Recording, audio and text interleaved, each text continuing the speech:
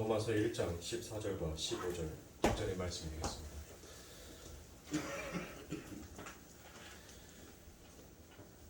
로마서 1장 14절과 15절 다 찾으신 줄 알고 한 목소리로 함께 봉독하여 읽도록 하겠습니다.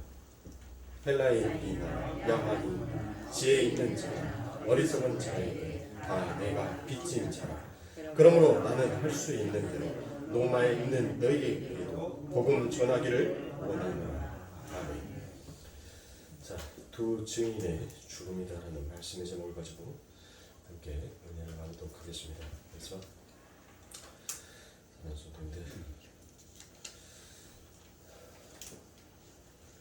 우리들의 삶 가운데 있어서 정당할수록 나는 더 죄인이다라는 유대인 철학자 레비나스가 한 말이 있습니다. 그러니까 이 레비나스가 하고 싶은 말은 성령을 받고 그동안 인간들의 선악 구조에 의해 잘못 알고 있었던 죄와 의와 심판의 개념에 대해서 책망을 받게 되는 자들에 대한 필연적인 자가 진단이다라는 것입니다. 그러니까 즉 이 말이 무슨 뜻이냐면 하나님 앞에 인간이 하나님의 축복 안에서 함께 있었을 때 그게 얼마나 복된 것인지를 모르고 그것을 망각하고 지내버렸던 인간들의 삶 가운데 있어서 이제 스스로가 자기가 왕이 되어서 스스로가 하나님이 되어서 살고 싶어하는 인간들의 욕망 속에서 담겨져 있는 것이 바로 정당화할수록 나는 더 죄인이더라라는 것입니다. 그러니까 즉 이 말은 정당하고 순결하고 깨끗한 겉모습이 해맑게 드러나면 드러날수록 하나님의 은혜를 더욱더 알지 못하는 인간은 자아 숭배의 깊은 죄 속에서 더 깊숙이 침잠을 하는 존재다라는 것입니다. 그래서 성경은 이 세상을 바로 죽은 자들의 세상이다라고 명명하고 있습니다. 바로 이 세상은 죄와 허물로 덮여 있는 자의 세상이더라라는 것입니다. 그런데 하나님께서는 그처럼 눈이 멀고 귀가 멀고 진짜로 보지 못하는 그들을 삶 가운데 있어서 창세전에 하나님께서 선택한 자들을 하나님께서는 그들의 눈을 그들의 귀를 성령을 보내심으로 인하여서 그들이 그 모든 것들을 눈뜨게 되더라라는 것입니다. 그래서 그 눈뜸으로 인하여서 그들이 무엇을 알게 되냐면 죄가 무엇인지 의가 무엇인지 심판이 무엇인지에 대해서 그들이 깨닫게 되더라라는 것입니다. 그런데 그 깨달음이 성령의 부음이 우리들에게 있다고 해서 성령이 역사하심이 우리들에게 찾아온다고 해서 그게 단번에 우리들의 삶 가운데 있어서 일어나는 그와 같은 역사는 아닙니다. 점점 내 삶을 통하여서 왜 이 세상이 죄악된 세상이고 왜 내가 이 세상에 태어난 죄인이었으며 그리고 내가 어떻게 의인이 나는 어떠한 행위로도 나는 의인이 될 수 없으며 나는 저 하나님의 심판대에 심판을 받아야 될 마땅한 자였다는 것을 하나님께서는 우리들의 인생과 삶을 통하여서 낱낱이 폭로시킵니다. 그것이 삶의 현장 가운데 있어서 여전히 하나 되지 못하고 여전히 사랑하지 못하고 남을 미워하고 남을 업신여기려고 하는 그와 같은 죄된 본성. 결국 그게 뭐예요? 그게 그 중심에 나라는 거예요. 그러니까 내가 기분이 좋으면 남에게 뭐해요? 과히 친절을 베풉니다. 내가 기분이 나쁘면 남에게 친절을 베풀지 않아요. 오히려 남에게 화를 냅니다. 역정을 내요. 그러니까 내 감정의 기복에 따라서 내 주변에 있는 모든 사람들을 감정까지도 조절하고 싶어하는 것이 그게 죄악된 인간의 본성이라는 것입니다. 그런데 인간은 그 죄악된 본성을 마치 비정상과 정상이다라는 이와 같은 두 갈래로 나누기를 시작해요.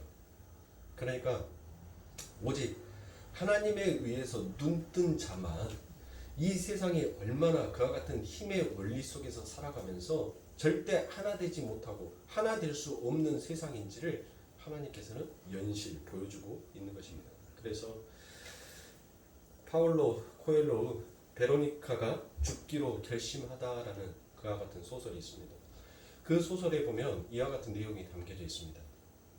어떤 왕국을 무너뜨리기 위해서 한 마법사가 그 왕국에 있는 그 나라에 있는 우물에 하나의 묘약을 타버립니다.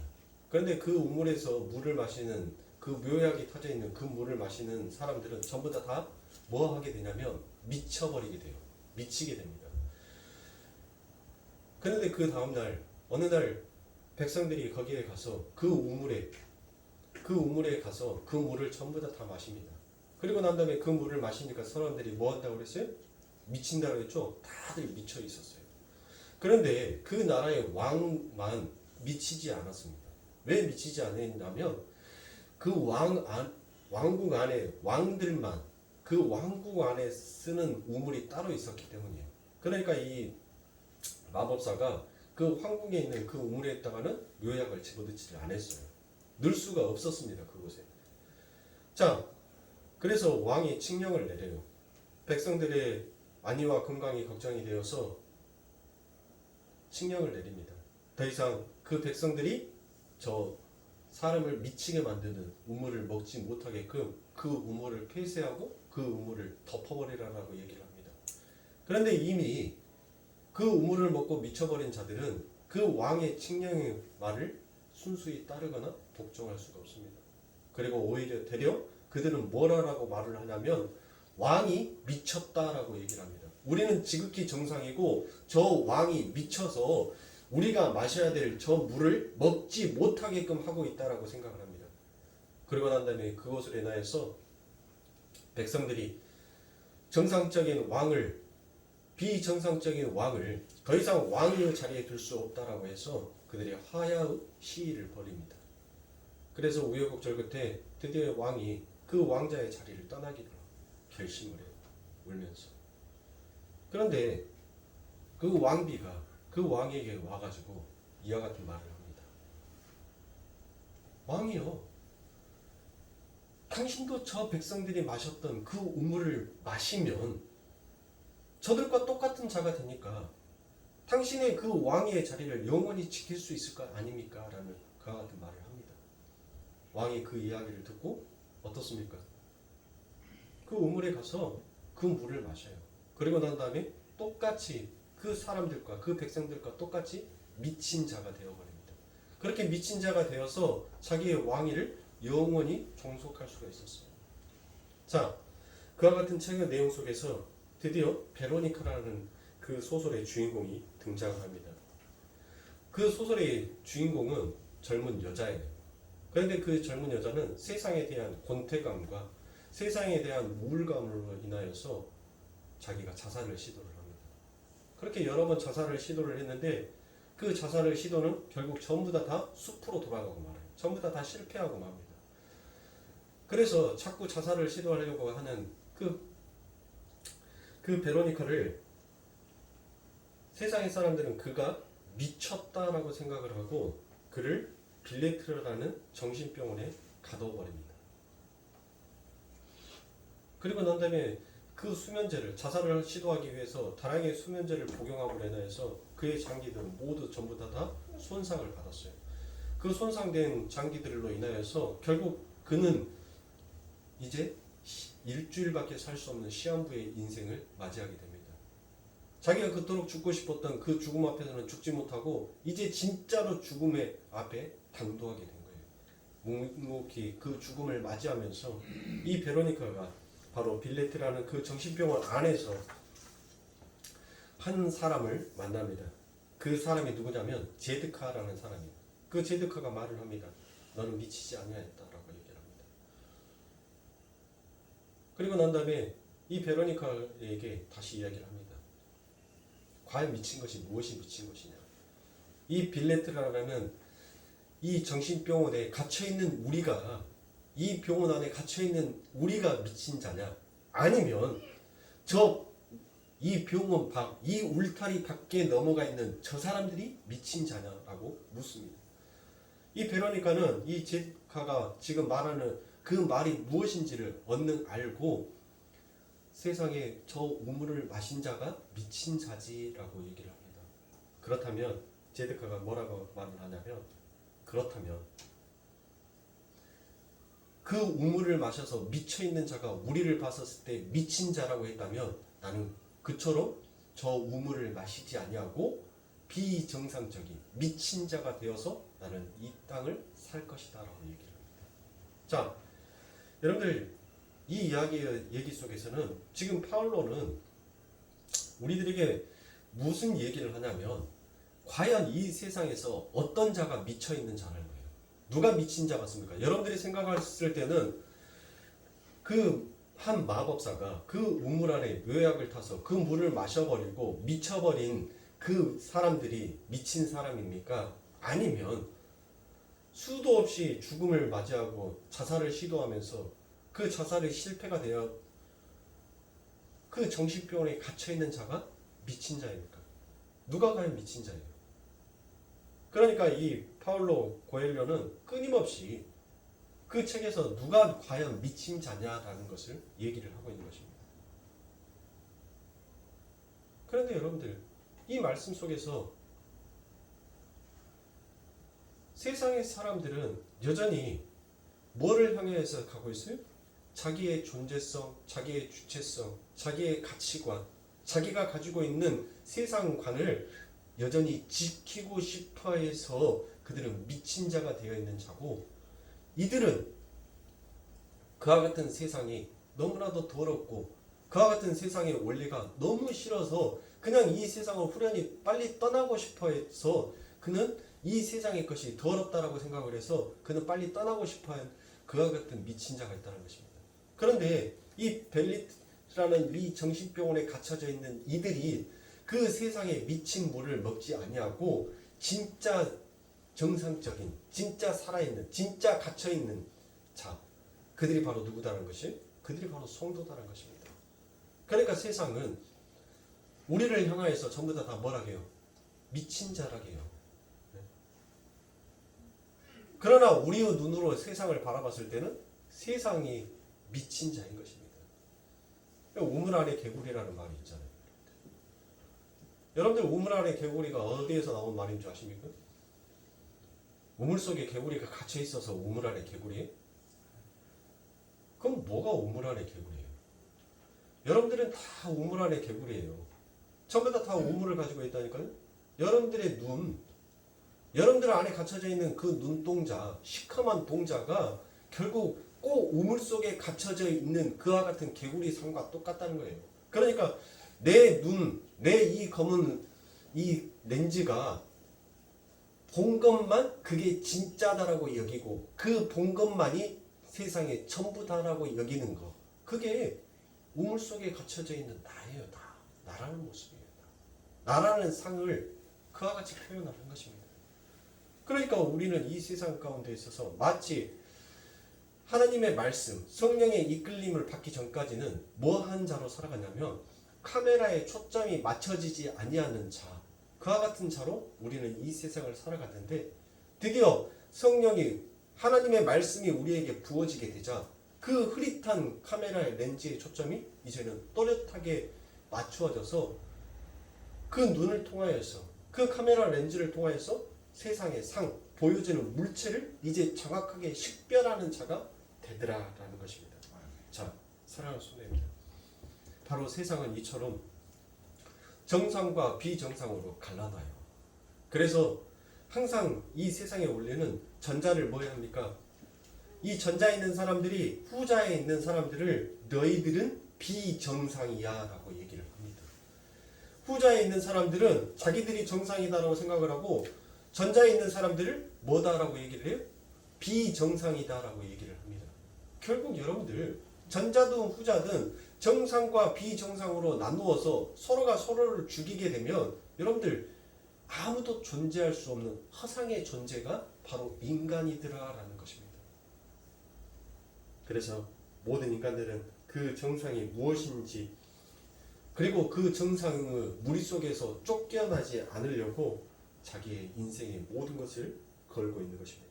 그래서 아담 안에서 이 땅에 태어난 모든 인간들 중 그러한 기재론적 삶의 공식에서 자유로울 수 있는 사람이 아무도 없더라라는 것입니다. 여기서 또 기재론이 무엇인지 여러분들에게 말씀을 드려야 되겠죠. 기재론이라는 것은 인간의 행동에 영향을 미칠 수 있는 심리적 작용이나 원리를 나타낼 때 기재론적이다라고 얘기를 합니다. 그래서 오직 하나님의 은혜로 성령을 받은 사람들만이 그러한 기제론적 삶의 공식하에서 벗어날 수 있는 것입니다. 그들 속에 그렇게 살 수 있는 능력이 생긴다는 말이 아니라 밖에서 띠를 띄우고 어떤 저항할 수 없는 힘에 의해서 그들이 바로 끌려가게 되더라라는 것입니다. 그래서 제가 지난 시간에 말씀드렸던 것처럼 여러분들 우리들은 이 삶이 힘들 수밖에 없어요. 마치 연어가 거꾸로 강을 거슬러 올라가는 그와 같은 고단함과 노역이 있지만 그 연어에게는 내가 태어난 그 고향을 향하여서 그 힘듦을 참고 그 고단함을 참고 가는 그 여정이 그 연어에게는 뭐가 담겨 있는 거예요? 소망이 담겨 있는 거예요. 우리 역시도 마찬가지입니다. 이 세상이 날마다 눈을 뜨면 고통과 고난의 시간들이에요. 그런데 이 눈을 뜸과 동시에 우리는 또 하나의 마음속에서 이 고난과 이 역경과 이 환난과 이 힘듦이 끝이 나면 반드시 나는 우리 하나님이 계신 내 아버지가 계신 그 나라에 가게 될 것이고 나는 그 아버지의 품에 안기게 될 것이다 라는 그와 같은 소망과 행복과 기쁨이 우리 안에 자리 잡더라는 것입니다. 그것이 바로 우리들의 삶의 현장 속에서 나타나는 신앙이고 그게 그리스도의 인생이더라라는 것입니다. 그렇게 세상에서 구별되어 하나님의 백성이라는 빌레티에 갇혀 버리는 것을 바로 우리가 거룩이다라고 얘기를 합니다. 그들만이 하나님의 나라에 입성할 수 있습니다. 그러한 상태를 바울은 오늘 본문에서 바로 빚진 자 오일레 테스라는 그와 같은 말로 함축하여서 표현을 하고 있습니다. 그래서 제가 이 빚진 자 오일레 테스라는 것은 여러분들 어떤 의미가 갖고 있는지에 대해서 여러 번 설명을 드렸죠. 다시 한번 설명을 드리도록 하겠습니다. 이 오일레 테스라는 것은 반드시 그 채무를 변제하지 아니하면 그 채무, 남은 채무에 대해서 형벌, 재벌을 받게 되는 것을 바로 빚진 자 오일레 테스다라고 얘기합니다. 그러니까 어떤 일을 할 의무나 필요성에 묶여있는 그런 사람을 나타내거나 가리킬 때 사용하는 단어입니다. 바로 이 사도 바울이 그처럼 무엇에 의해서 빚진 자다라고 얘기를 합니까? 그게 바로 오늘 본문 15절에 나와 있는 복음이다라고 얘기를 합니다. 이 말은 단순히 여러분들 전도해라, 설교해라 이런 식의 공고의 말씀이 아닌 것입니다. 즉 그 복음이 우리들의 삶 가운데 찾아와서 우리들의 삶 가운데 오게 되면 반드시 성도 삶 가운데서는 그 복음이 마치 소금처럼 녹아들어서 우리들의 삶의 현장에서 그 복음의 삶이 자연스럽게 흘러나오게끔 되더라라는 것입니다. 그래서 예수님은 그것을 바로 자기 부인, 자기 십자가라고 표현합니다. 그게 복음을 몸으로 살아내는 성도의 모습인 것입니다. 그래서 사도 바울이 그러한 성도의 역사 속 현실을 이렇게 표현을 하고 있습니다. 고린도전서 9장 16절에 보면 내가 복음을 전할지라도 자랑할 것이 없으면 내가 부득불 할 임이라 만일 복음을 전하지 아니하면 내가 화가 있을 것이미로다라고 얘기를 합니다. 여기에서 여러분들 부득불이다라는 말은 바로 강제와 강압을 나타내는 의미다라고 말씀을 드렸습니다. 그리고 만일 복음을 전하지 아니하면 내게 화가 있을 것이미로다라고 되어 있는 이 부분에 대해서는 바로 지금 바울이 이사야나 마태나 요한이 하나님을 배웠을 때 뭐라고 대답을 하죠? 그들이 하나님 앞에 하나님을 만났을 때 화로다 나는 망하게 되었도다라고 그들이 하나님 앞에서 그들의 모습을 탄식하는 그 말을 지금 이 사도가 이 로마서 1장 15절 말씀에 그대로 그 어구를 가져다가 쓰고 있는 것입니다. 그러니까 나는 완전히 뭐 했다는 거예요? 완전히 망했네라는 하고 처절한 부르짖는 왕자의 외침을 나타내고 있는 것입니다. 그래서 거기에 쓰여져 있는 헬라어가 바로 우아이라는 헬라어 감탄사가 그 사이에 들어가 있는 것입니다. 바로 우아이. 어떤 일에 있어서 감탄을 했었을 때 쓰는 단어. 나는 이제 완전히 망했네라는 그와 같은. 즉 바울은 이 구절 속에서 복음을 받은 자신은 반드시 그것을 삶으로 입으로 토해내게 되어 있는데 만일 그 삶이 내 속에서 터져 나오지 않는다면 나는 지옥에 갈 사람이 분명해 마땅해 라는 이 이야기를 하고 있는 것입니다. 그래서 주님께서도 우리들에게 그와 같은 똑같은 이야기를 하고 계세요. 사도행전 1장 8절에 보면 오직 성령이 너희에게 임하시면 너희가 권능을 받고 예루살렘과 온 유대와 사마리아와 땅끝까지 이르러 내 증인이 되리라 하시니라 라고 되어 있습니다. 자, 여러분들 보세요. 우리가 사도행전 1장 8절에 대한 이 말씀은 전부 다 잘 알고 계시는 말씀입니다. 그렇죠? 그런데 여러분들이 하나 자칫 놓치고 있는 부분이 뭐냐면 되어라랍니까? 되니라라고 되어 있습니까? 그러니까 마귀가 고급과 고급하시는 거예요. 마귀가. 분명히 성경에는 사도행전 1장 8절에는 되리라라고 말씀하고 있어요. 근데 세상의 가르침은 뭐라고 얘기를 하냐면 되어라라고 얘기를 합니다.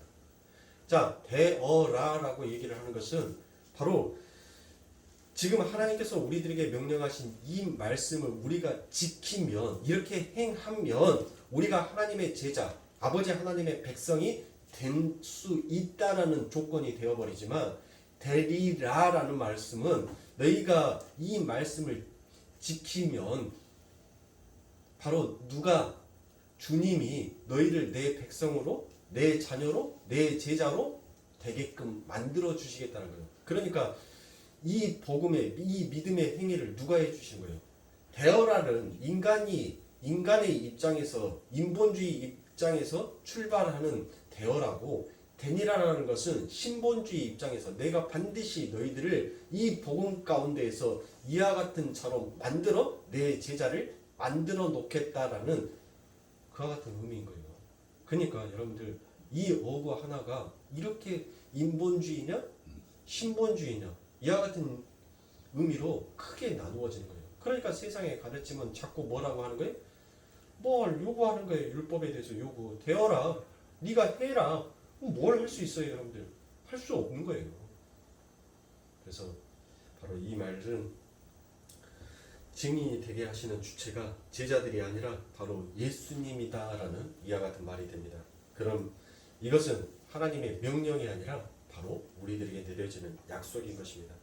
이렇게 성도들은 빚진 자의 삶 속 증인의 삶을 반드시 필연적으로 살아내야 하는 존재인 것이며 그렇다면 그 빚진 자의 삶에서 반드시 나와야 하는 것, 그에게서 나와 타자에게 전해져야 하는 것이 무엇인지에 대해서 우리가 함께 살펴보도록 하겠습니다. 계시록 11장 1절부터 10절에 보면 또 내게 지팡이 같은 갈대를 주며 말하기를 일어나서 하나님의 성전과 제단과 그 앞에서 경배하는 자들을 청량하되 성전 밖 마당은 청량하지 말고 그냥 두라. 이것을 이방인에게 주었은즉 저희가 거룩한 성을 42달 동안 짓밟으리라. 내가 나의 두 증인에게 권세를 주리니 저희가 굵은 베옷을 입고 1160일을 예언하리라.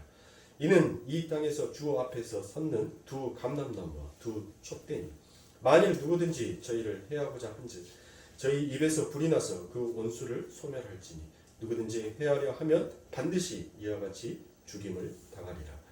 저희가 권세를 가지고 하늘을 닦아 그 예언을 하는 날 동안 비 오지 못하게 하고 또 권세를 가지고 물을 변하여 피 되게 하고 아무 때든지 원하는 대로 여러 가지 재앙으로 땅을 치리로다. 저희가 그 증거를 마칠 때 무주행으로부터 올라오는 짐승이 저희로 더불어 전쟁을 일으켜 저희를 이기고 저희를 죽일 터인즉 저희 시체가 큰 성길에 있으리니 그 성은 영적으로 하면 소돔이라고도 하고 애굽이라고도 하니 곧 저희 주께서 십자가에 못 박히신 곳입니다.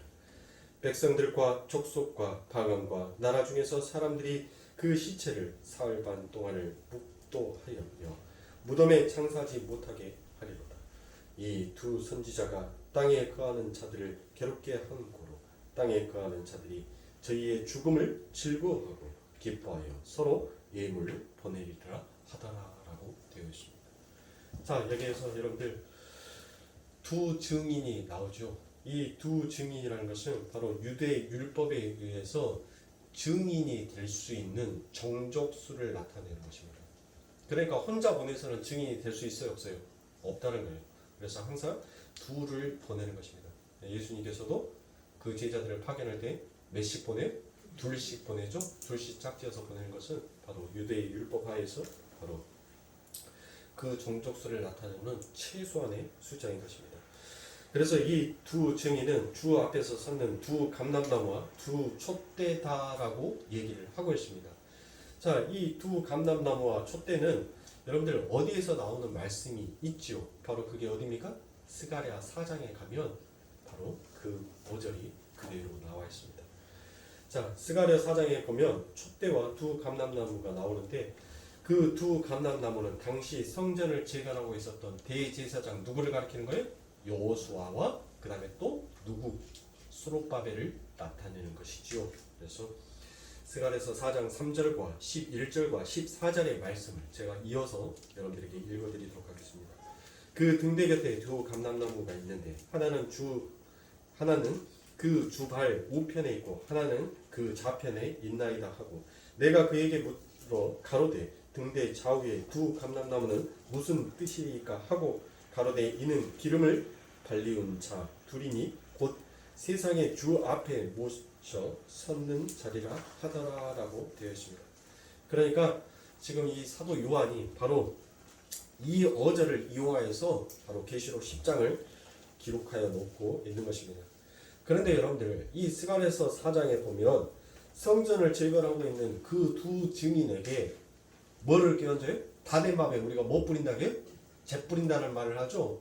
열심히 성전을 재건을 하고 있는데 갑자기 찬물을 확 끼얹는 자가 나옵니다. 자, 스가랴서 4장 6절에 보면 그가 내게 이르러 가로되 여호와께서 스룹바벨에게 하신 말씀이 이러하니라. 만군의 여호와께서 말씀하시되 이는 힘으로 되지 아니하며 능으로 되지 아니하고 오직 나의 신으로 되느니라라고 얘기를 합니다. 여러분들 보십시오. 열심히 하나님의 성전을 재건을 하고 있었어요. 자기의 열심, 자기의 노력, 자기의 공력, 자기의 모든 것들을 그 삶 가운데서 올인하여서 열심히 하고 있었는데 갑자기 어떤 사람이 딱하니 나타나서 얘기를 합니다. 야, 너희들 그렇게 아무리 열심히 해봤자 건축자가 최종 승인, 우리가 건물 다 지어놓고 최종 승인이 떨어지지 않으면 그 건물 여러분들 사용 못해요. 반드시 건물이 완공이 되며 완성이 되면 소방에 대한 그 다음에 안전에 대한 반드시 점검을 받아야 됩니다. 그 점검을 받아야 해서 정확하게 국토부에서 승인을 내줘요. 이 건물은 몇 번지에 있는 그 건물 번호를 허가를 내줍니다. 그렇게 해서 이제 그 건물이 세워지게 되는 거예요. 그때 그 건물은 사용할 수 있는 거예요. 그러니까 바로 그 말이에요. 너희들이 아무리 건물을 지어갖고 올려봤자 하나님께서 인정하지 아니하면 그거는 건물이 아니다는 거예요. 그거는 성전이 될 수 없다는 거예요. 그러니까 얼마나 열이 받겠어요. 그렇죠? 자기 딴에는 열심히 하나님의 일을 한다라고 하는데 찬물을 갖다 확 껴얹는 거예요. 그거 아니더라는 거예요. 하나님의 일은 누가 하신다는 거예요? 하나님이 하신다는 거예요. 그러니까 성전의 제거는 인간의 공력, 인간의 힘으로 인간의 주체성과 존재성을 그 안에 넣어서 하나님의 일이 이루어지는 것이 아니다라는 거예요. 세상의 방법으로 이루어지지 아니하고 오직 하나님께서 하나님의 방법으로서 하나님의 교회를 세우시더라는 것입니다. 그래서 요한계시록에 가면 그 교회가 누구다라고요? 바로 우리 성도를 가리켜서 이야기를 하는 것입니다. 그래서 하나님께서는 우리를 어떻게 빚으시고 어떻게 만드시는지 여러분들 우리들 삶을 통해서 보시라는 거예요. 그 말씀이 여러분들 뭐예요? 여호와께서 말씀하시되 이는 힘으로 되지 아니하며 여러분들 우리가 힘으로 강압적으로 너 예수 믿어 하고 그 사람을 끌어안친들 그 사람이 온전한 하나님의 백성으로 씁니까? 안 되더라는 거예요. 자, 그 뒤에 또 뭐라고 합니까? 능으로 되지 아니하고 라고 되어 있어요. 아무리 지혜의 말, 아름다운 말, 세상의 좋은 말로 그를 설득하여 한다 하더라도 그가 눈이 가려져 있고 귀가 어두워져 있는 자다라면 그 일을 하지 않는다는 거예요. 오직 누가 하나님께서 그의 눈을 그의 귀를 열어 주셔야지만이 그 말씀이 그 안에 들어가서 성령의 바람이 불어 일러져야지만이 그가 하나님의 백성, 하나님의 교회로 온전하게 세워줄 수 있다라는 이와 같은 얘기를 하고 있는 것이에요. 그러니까 여러분들 어떠십니까? 열받죠. 화나죠. 나는 내 딴에는 열심히 해. 나는 정말 죽으라고 열심히 그 하나님의 일을 하고 있다라고 생각을 했었는데 어떤 자가 딱하니 나타나서 너 그거 백날 해봤자 너 천국 못 들어가 라고 얘기를 하는 거예요. 너 지금 헛된 짓, 헛일 하고 있는 거야. 허송세월 보내고 있는 거야 라고 얘기를 한단 말이에요. 거의 다 지어졌는데 차라리 짓기 전에 말을 했다면 거의 다 지어졌는데 다시 헐라는 거예요. 다시 부수라는 거예요. 그러니까 도저히 그 마음속에서 인정되지 않지 않습니까? 그리고 난 다음에 그의 분노와 화로, 미움으로 그 마음속에 가득하게 되어드는 것이에요. 그게 그 마음으로 결국 누구를 죽였어요? 예수를 죽였지 않습니까? 누가요? 유대인들이요? 유대인들만 예수를 죽였어요? 그러면 우리는 의인이에요? 바로 여러분들 낱말할 거 없이 바로 내가 내 삶 가운데 있어서 하나님의 그 말씀이 하나님의 그 복음이 내 삶 가운데 날마다 떨어지는데 수십 번 나는 그 복음의 말씀 앞에 있어서 나는 그 복음을 뭐 하더라는 거예요? 죽이더라는 거예요. 네가 왜 나를 무시해? 왜 내 존재성, 내 가치성, 내 생각과 내 판단을 왜 니는 전부 다 그렇게 묵살시켜버리고 나를 그렇게 죄인으로 나를 항상 죄인의 개수로 왜 하나님만을 의지해야 되는 존재로 나를 왜 자꾸 그렇게 폭로시켜 라고 그 복음을 향해서 우리는 미운 마음이 들고 그 복음을 날마다 우리는 때리더라는 것이에요. 너 나 그만 무시해. 바로 그 마음이 우리가 예수를 죽인 자들이라는 것이에요. 그 마음이 우리가 칼을 들고 사람을 죽여서만이 살인죄가 아니라고 성경은 기록하여 줬잖아요. 그 전까지는 어떤 행위에서 나오는 죄를 죄다라고 여겼어요. 그런데 이제는 신약에 와서는 하나가 더 추가가 되었단 말이에요. 그 행위도 물론 죄가 되지만은 네 마음으로서 지은 죄도 죄다는 거예요. 네? 우리 마음 자체도 죄다는 거예요. 그러니까 날마다 여러분들 우리가 하나님의 말씀 앞에서 얼마나 우리가 예수를 얼마나 죽이고 있냐고요. 오늘 또 우리들의 일주일의 삶 가운데서 여러분들 한번 보세요. 하나님의 말씀은 자꾸 너를 부인해. 그리고 나의 십자가를 지고 와. 그래야지만이 너는 내 제자가 될 수 있어라는 그 하나님의 복음의 말씀이 여러분들 날마다 왜 나만 부인돼야 돼? 왜 나만 십자가 지고 가야 돼? 아니 저 사람은 왜 부인을 안 하는데 아니 저 사람이 먼저 부인돼서 지가 먼저 비워지면 그러면 나도 비워질 거 아니야. 쟤는 버젓이 살아가지고 18은 칼날로서 내게 달려와서 나를 죽이려고 드는데 왜 나만 죽어야 돼? 우리는 그 하나님의 복음의 말씀 앞에서 정상과 비정상을 나누고 있더라는 것이에요.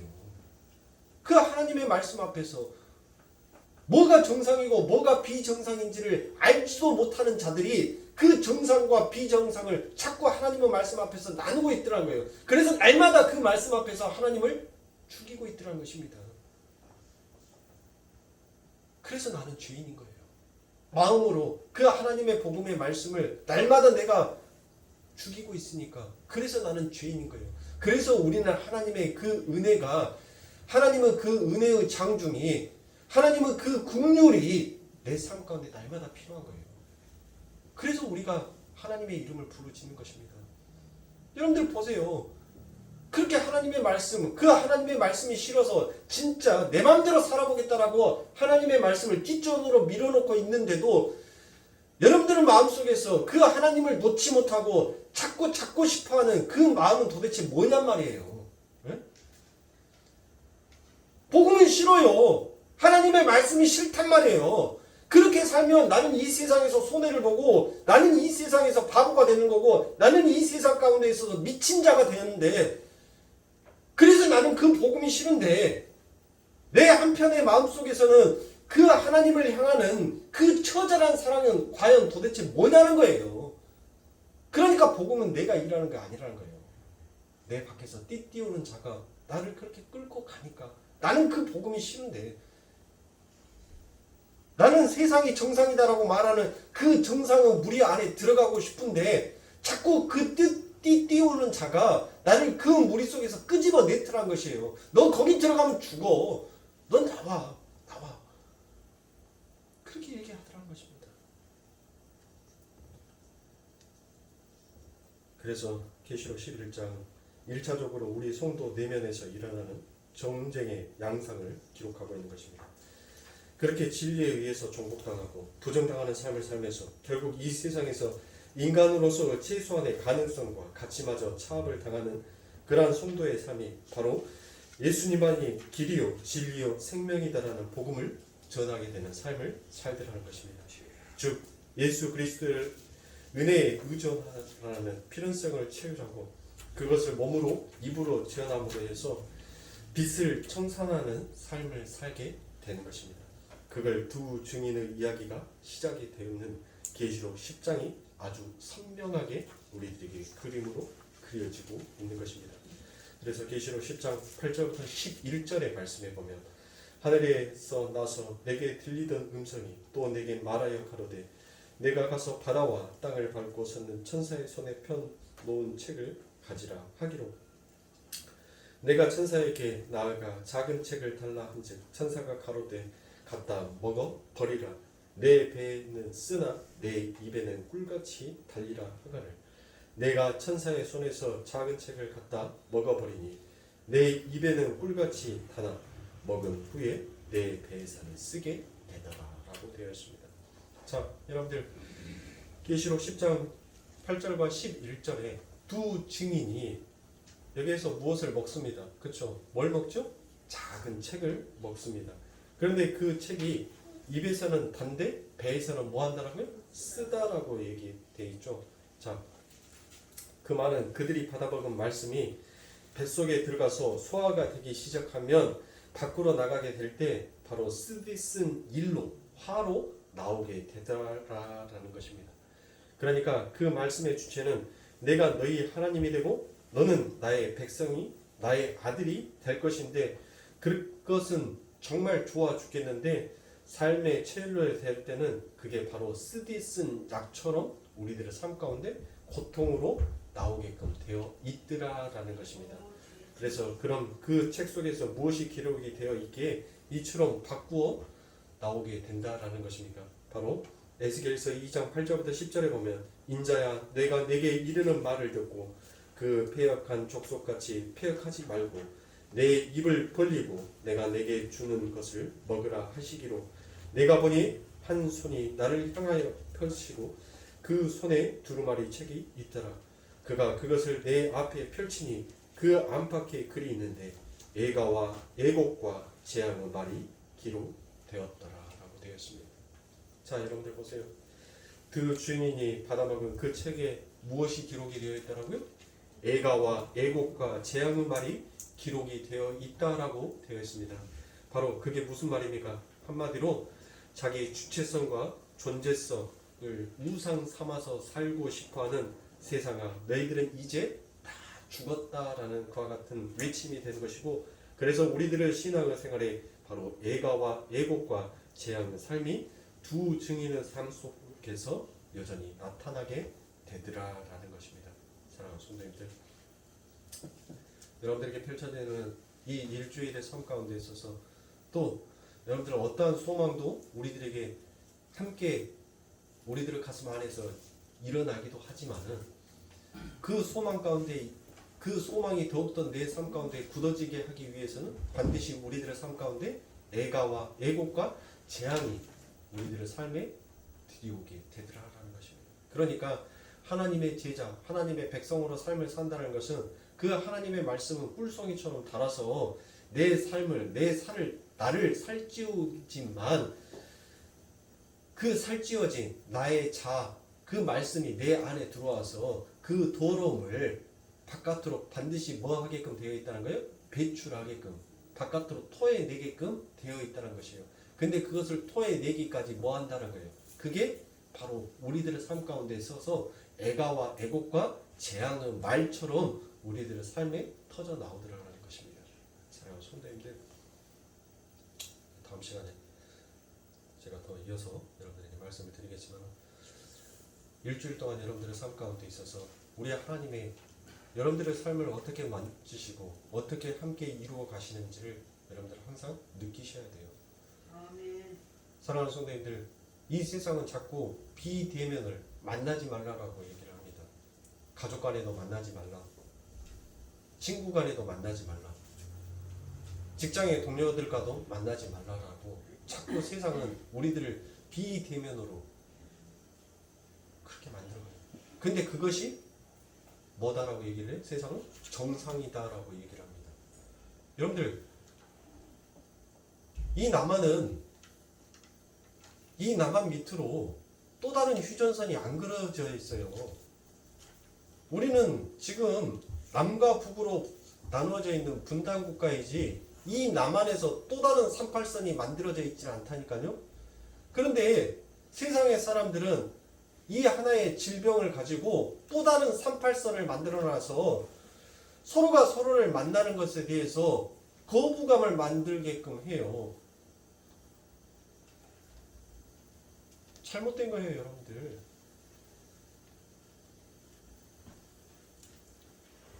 보세요, 여러분들. 이처럼 세상은 비정상을 마치 정상이 있다라고 얘기를 합니다. 교회의 모임도 여러분들 전부 다 비대면으로, 되도록이면 비대면으로 해달라고 해요. 자석수의 20%래요. 성도 숫자, 등록되어 있는 교인 숫자의 20%로 하니까 숫자가 많다라고 생각을 하는 거예요. 그러니까 이제는 자석수의 20%로 쪼갰어요. 하도 얼척이었고 기가 차서 여러분들 저는 안 지킵니다. 정도껏 하면 저희도 정도껏 따라가요. 근데 그 정도를 지나치고 벗어나면 그것은 권력의 남용이 되는 것입니다. 그거는 공권력을 헛되게 쓰고 있는 거예요.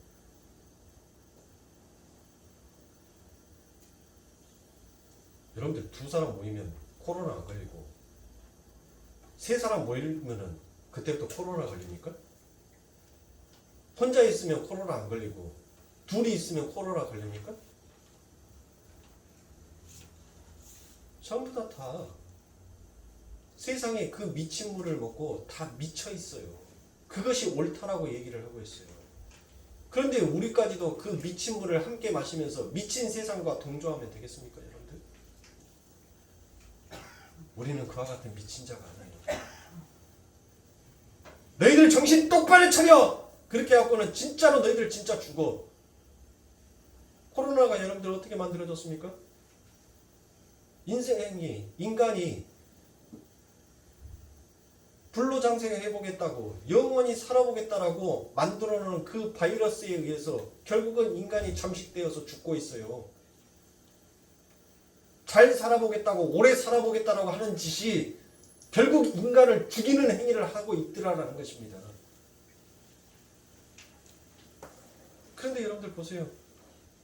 우리 하나님께서는 이 세상은 자꾸 비정상적으로 만나지 마, 접촉하지 마라고 그렇게 얘기를 하고 있는데, 우리 하나님께서는 그 악을 골짜기에서도 우리 하나님은 그 하나님의 사자를 보내서 우리를 만나주시고 계시더라고요. 시편 23편의 말씀처럼 네가 사막의 음침한 골짜기를 다닐지라도 해를 두려워하지 아니할 것은 내가 너와 함께함이라라는 그 하나님은 우리가 어떤 환경, 어떤 삶 가운데 있든지 간에 그 하나님은 나의 손을 놓지 아니하고 나를 버리지 아니하시고 나와 대면하여 주시더라는 것입니다. 그런데 그 하나님은 내게 질병을 갖다 주고 사망을 갖다 주는 것이 아니라 그 예수는 내게 생명을 갖다 주는 예수라는 것이에요. 세상의 사람들은 전부 다 비대면 만나지 마 접촉하지 마라고 하는데, 우리 예수님은 야, 세상이 미쳤다 할지라도 너희 만나야지, 너희 함께 해야지. 누구와 만남이라는 거예요? 예수와의 만남을 가지라는 거예요. 사랑하는 성도, 어느 자리에 어느 곳에 있든지 간에 우리 예수는 여러분들을 버리지 않으십니다. 우리 예수님은 그 질병의 현장 속에서도, 그 사망의 현장 속에서도, 당신이 살려야 될 당신의 백성들을 위하여서 그곳이 아무리 불타버린 지옥이라 할지라도 우리 예수님은 그곳에서 우리를 만나주시고 대면하여 주시는 우리 하나님이다라는 걸, 우리 예수님이다라는 것을 여러분들 잊지 마십시오. 세상에 누가 나를 그렇게 지키고 보호해줍니까? 코로나 걸리면 내 가족도 못 만나요. 내 가족도 격리시키고 분리시켜버려요. 그리고 한 병실에 있는 것이 아니라 각자 개개인의 병실 속에서 전부 다 따로 떨어져서 그렇게 살아요. 네? 그런데 우리 예수님은 시 공간을 넘어서 나와 함께 만나주시고 나와 함께 해주시더라는 것이에요. 그런데도 여러분들 그런 예수에게 또다시 여러분들이 침을 뱉고 그 예수를 또다시 십자가에 못 박고 또다시 그 예수를 향해서 여러분들의 욕심과 여러분들이 내려놓지 못하는 그 자기 부인으로 인하여서 채찍질 하시면 되겠냔 말이에요. 사랑하는 성도님들, 그래서 기도하십시오. 그래서 말씀을 보셔야죠. 그래야지만이 그 말씀의 검이 나를 그 하나님이 원하시는 그 길로, 그 약속의 길로, 그 생명의 길로 나를 이끌어 주실 거 아닙니까? 내가 아무것도 하지 아니하고 그 생명의 길을 원한다는 것은 도둑놈 신보나 똑같은 거 아니에요. 예? 남이 다 해놓은 밥 그냥 가서 푹 하니 수저 하나 얹어가지고 떠먹어 버리려는 도둑놈 신보나 뭐가 다른 거예요. 다 만들어놓은 세상 마귀 새끼가 와서 훅 하고 뺏어서 흔들어 버리는 그 마귀의 마음과 뭐가 다를 바가 있겠습니까? 사랑하는 성도님들, 말씀을 묵도하시고 기도하시고 여러분들과 함께 대면하여 주시는 그 예수께 날마다 감사하시면서 여러분들에게 펼쳐져 있는 그 일주일이 고단하고 힘든 삶이지만 그 고단하고 힘든 삶 속에서 소망을 잃지 아니하는, 오히려 그 소망이 여러분들에게 더 큰 기쁨이요 더 큰 행복으로 다가오는 그와 같은 일주일이 되시길 주님의 이름으로 축원합니다. 기도하겠습니다.